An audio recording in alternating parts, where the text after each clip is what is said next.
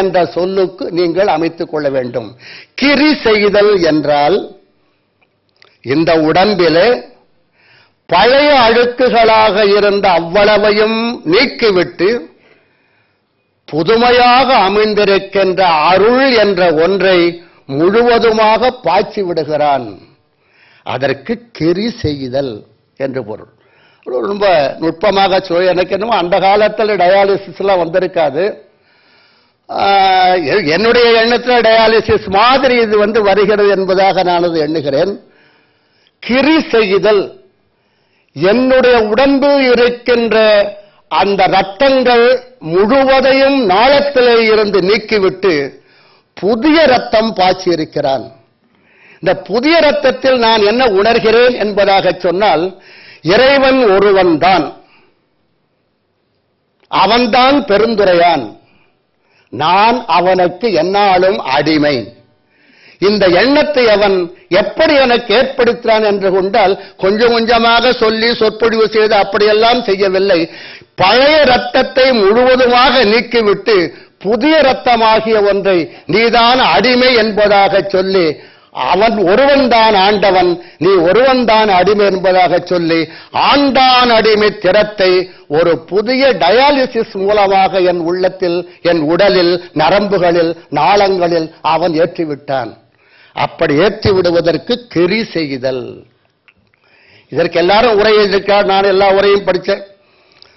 அப்போ அண்மையில இலங்கை போயிருந்த போது அங்கே கூட ரொம்ப பேர் பழைய ஆட்கள் எல்லாம் கேட்டு, இந்த கிரிங்கிறதுக்கு நீங்க என்ன உரையை சொல்லுகிறீர்கள் அப்படின்னு சொல்லிவிட்டு ஒருத்தர் சொன்னார், கிரின்னு சொன்னா மலை, ஆள கைலாயமல்ல இருக்கிறவன், அது ஏதோ தெரியாம இவங்க என்ன பண்ணிவிட்டாங்க, கிரின்னு எழுதிட்டாங்க, அவ்வளவுதான், வேற ஒண்ணும் இல்லை அப்படி. இன்னொருத்தர் சொன்னார், இல்ல எழுதுவதற்கு கீறுதல்னு பொருள் உண்டு, கிரி செய்தான்னு சொன்னா எழுதினான்னு அர்த்தம், அவ்வளவுதான். அப்படியெல்லாம் இல்லை. என்னுடைய இரத்த நாளங்களில் எல்லாரும் இப்போ சொல்லுவார்களே, தமிழ் ரத்தம் ஓடுகிறது, தத்துவ ரத்தம் ஓடுகிறது என்று சொல்லுகிறார்களே, அதுபோல என்னுடைய நரம்புகள் மற்றிருக்கின்ற இரத்த குழாய்கள் அவ்வளவிலேயும் இருந்த பழைய இரத்தத்தை 7 பிறவிகளாக நான் கொஞ்சம் கொஞ்சமாக கொண்டு வந்த இரத்தத்தை முழுவதுமாக மாற்றிவிட்டு புதுமையான ஒரு இரத்தத்தை அமைத்தான். அந்த இரத்தம்தான் என் உடம்பில் ஓடும் பொழுது இந்த இரத்தத்தை பாய்ச்சுதற்குரிய ஒரு ஆள் இருக்க என்று சொன்னால் அவன் ஒருவன், வேறு யாராலும் அதை செய்ய முடியாது. சரி, அவன் மேலும் என்ன செய்தான் என்று கேட்டால், உடம்பை கடிச்சு பார்த்தா இனிக்குது. சக்கரை வந்தவர்கள் கூட அந்த மாதிரி இருக்குன்னு சொல்லுகிறார்கள். உடம்பு என்ன, அந்த எறும்புகள் எல்லாம் வரும், அது ஒரு உட்கார்ந்திருந்தாலும் கூட எறும்புகள் கடிக்கும், ஈ மொய்க்கும், சர்க்கரை கேள்விப்பட்டிருக்கிறேன். இவரே சொல்றார், மாணிக்க வாசகர், என் உடம்ப நான் கடிச்சு பார்க்கிறேன், இனிப்பா இருக்குது. இந்த டயாலிசிஸ் பண்ணி முடிச்ச பிறகு அவன் என்ன பண்ணி இருக்கிறான், இந்த அருளை ஏற்றி இருக்கிறான் உள்ள. இந்த அருள் எல்லா நாளங்களிலேயும் வருகிறது. அது எப்போது பார்த்தாலும் சில்லென்று இருக்கிறது, தொட்டாலே இனிக்கிறது. தென்னன் எங்கே எங்கெல்லாம் இனிக்க என்று கேட்டால், என்னுடைய எண்ணங்களிலே இருந்து உடல் வரை எல்லா பாகமும் இனிக்க ஆரம்பித்து விட்டது.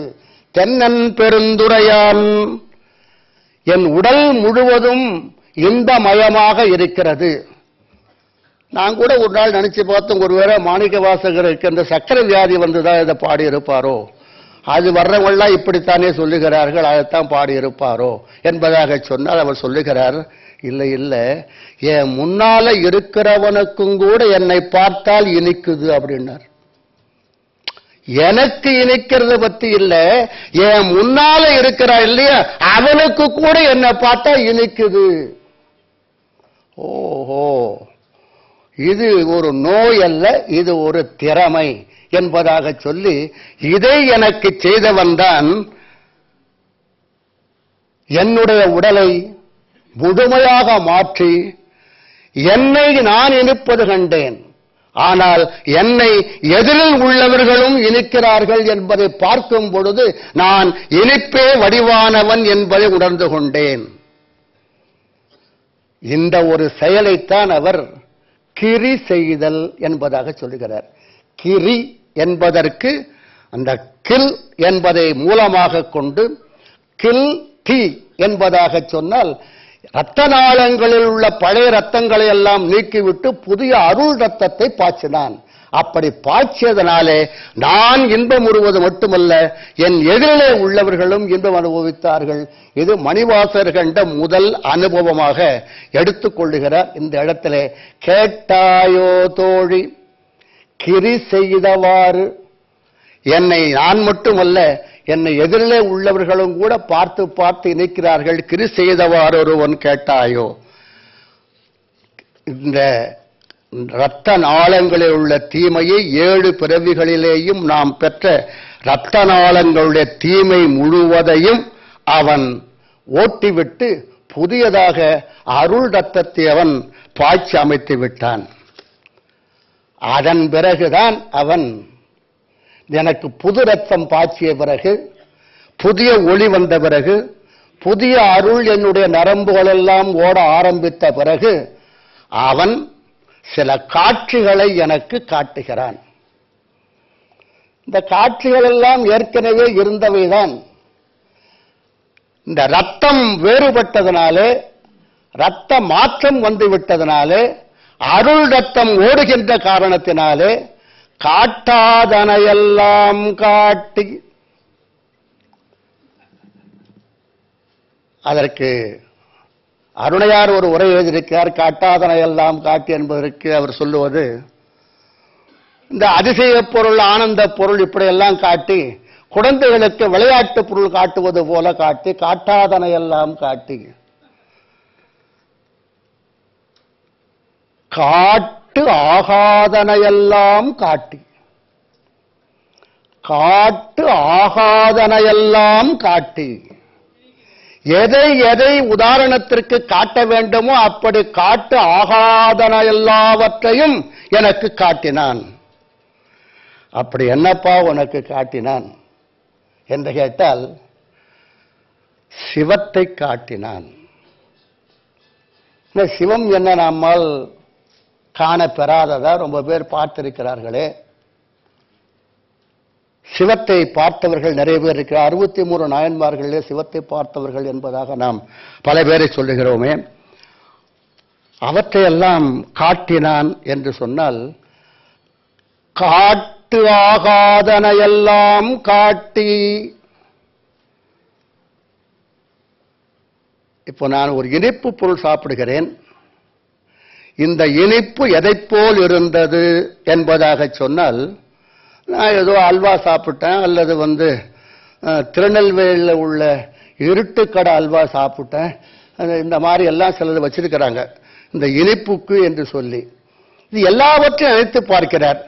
என் உடம்பு இனிக்கிறது, நான் அதை அனுபவிக்கிறேன். ஆனால் எனக்கு அவன் காட்டுகிறான், இந்த இனிப்பு எது போன்றது என்பதாக சொன்னால், இந்த இனிப்பை நீ எந்த உதாரணத்தின் மூலமாக சொல்ல முடியும் என்று சொன்னால்,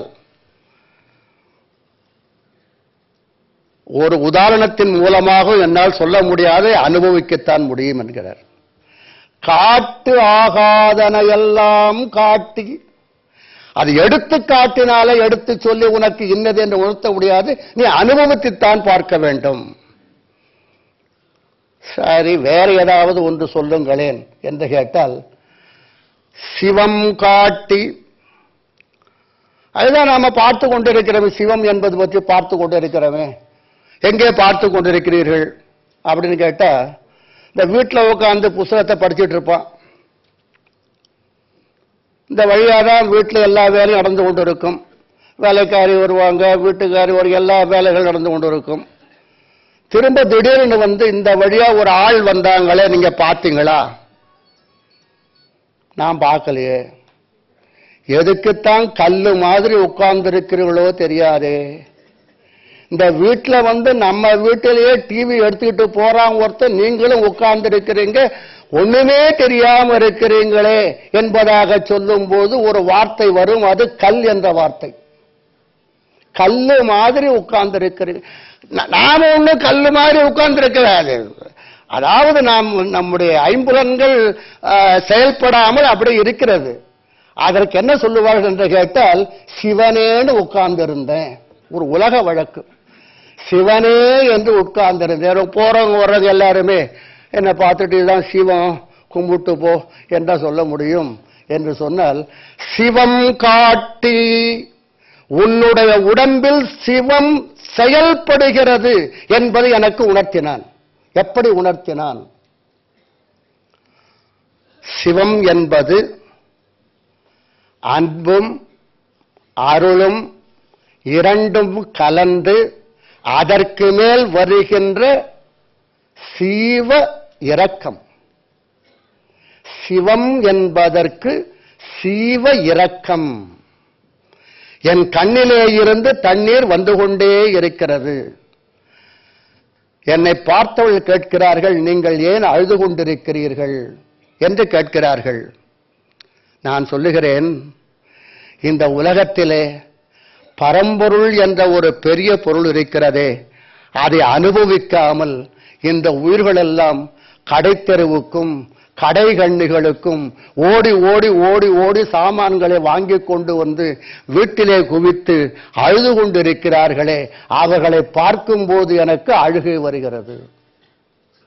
அப்படி அழுகை உங்களுக்கு வருமேயானால் நீங்கள் சிவம்.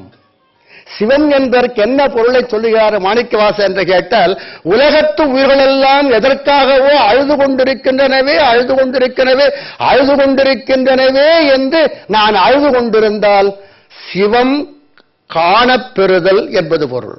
சிவம்னா தெரியா என்னமோ கோயிலில் உட்கார்ந்திருக்கின்ற சூலாயுதத்தை ஏந்தி வைத்துக் கொண்டிருக்கின்ற பொருள் என்றெல்லாம் நீங்கள் நினைக்க வேண்டிய அவசியமில்லை. சிவம் காட்டுதல், உலகத்து உயிர்களுக்காக இரக்கம் காட்டுதல். நீ ஏண்டாப்பா அழற என்று கேட்டால், இந்த உலகத்தில் இவ்வளவு பேர் சோறு இல்லாம இருக்கிறானே, உலகத்திலே இவ்வளவு பேர் அழுது கொண்டிருக்கிறானே, உலகத்திலே இவ்வளவு பேர் உண்ணுவதற்கு உணவும் உடுப்பதற்கு உடையும் இல்லாமல் இருந்து கொண்டிருக்கின்றானே என்று நான் அழுகிறேன் என்று சொல்லுகிறானே, அவன் சிவம். அந்த நிலையை எனக்கு உண்டாக்குகின்றான். அப்ப நான் வீட்டில் எப்படி இருப்பேன் என்று சொன்னால், மாணிக்கவாசகர் சொல்லுகிறார், நான் எப்போதும் அழுது கொண்டே இருப்பேன். ஆனாலே அவருக்கு ஒரு பேர் அழுது அடி அடைந்த அன்பர் என்று பெயர். காரணம் என்னன்னு கேட்டா, சிவம் காட்டினார். சிவன் ஒருவன் தான் உலகத்தூர்களுக்காக என்றும் அழுது கொண்டே இருப்பவன். வந்த உடனே